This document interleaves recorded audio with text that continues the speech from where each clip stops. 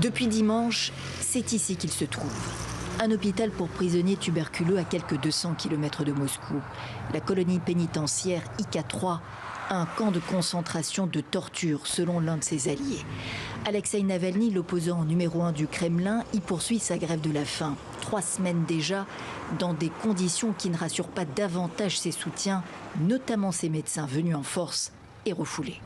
Comme toujours, le système montre son visage. Les médecins ne sont personne dans la Fédération russe. Nous ne sommes pas considérés. Il n'y a personne pour lever la main, pour passer un coup de fil et dire « résolvons cette situation ». Elle a pu le voir. Olga Mikhailova, son avocate, réclame son transfert à Moscou. Ils n'ont pas été en mesure de lui administrer du glucose en perfusion intraveineuse.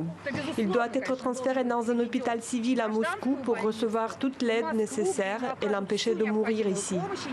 Navalny, 44 ans, a, dit-elle, perdu 20 kilos depuis janvier. Pour les services pénitentiaires russes, son état de santé est satisfaisant.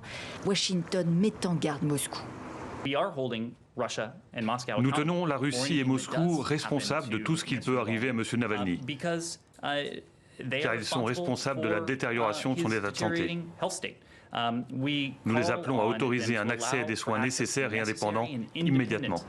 Pour la Russie, les États-Unis font preuve d'une ingérence inacceptable. C'est dans ce contexte que le président Poutine se produit à la télévision ce mercredi et que les alliés de Navalny ont appelé à des manifestations dans tout le pays.